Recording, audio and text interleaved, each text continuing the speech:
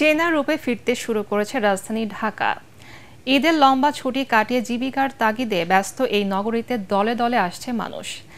Dhaka railway station এবং বাস টার্মিনালগুলোতে সকাল থেকে যাত্রীদের চাপ দেখা গেছে।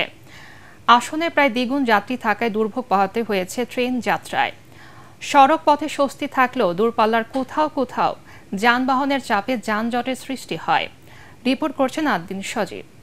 সব মশার বিরুদ্ধে সুরক্ষা দিতে এলো বসুন্ধরা এক্সট্রিম অ্যারোসল, মশার বিরুদ্ধে এক্সট্রিম সুরক্ষা।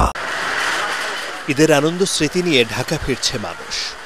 অনেকদিন পর প্রিয়জনের সঙ্গে দেখা, আড্ডা, গল্প, আপন নিড়ের এমন সব সুন্দর মুহূর্তের কথা ভাবতে ভাবতেই ব্যস্ত জীবনে ফিরছেন সবাই।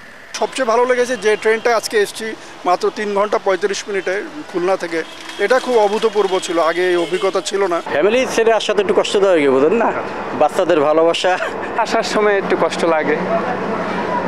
তবে কারো কারো যাত্রা কঠিন হয়েছে ট্রেনে অতিরিক্ত যাত্রীর চাপে।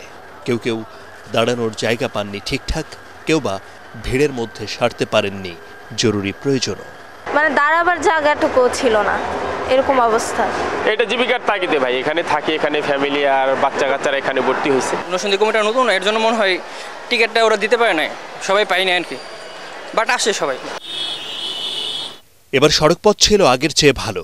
ঈদযাত্রায় দূরপাল্লার যানবাহনের চাপ থাকলেও ছিল স্বস্তি। গাবতলী, মহাখালী, সায়দাবাদ সহ রাজধানীর বিভিন্ন বাস স্ট্যান্ডে ভোর থেকেই আসতে থাকেন দূর দূরান্তের যাত্রীরা। যানজট বেশি একটা ছিল না, কিন্তু গাড়িটা পৌঁছাতে সময় নিয়েছিল আর কি। আজকে ভার্সিটিতে ক্লাস ছিল, আর যায় মনে হয় না ক্লাস ধরতে পারবো আর কি। যাওয়ার সময় মোটামুটি আরামদায়ক ছিল, আসার সময়ও ট্রাভেল টাইমটা আরামদায়ক ছিল।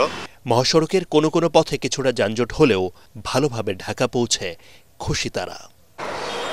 সবাই মনে করেন ঈদযাত্রা মানেই একটা ভোগান্তি, তবে এবারের ঈদযাত্রা যাওয়ার পথে কিংবা ঢাকায় ফেরার পথে দুটোই ছিল অনেকটা স্বস্তির।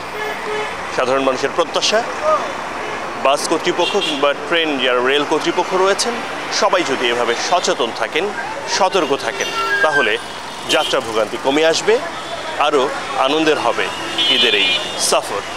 আদ্দিন সজীব, এটিএন বাংলা, ঢাকা।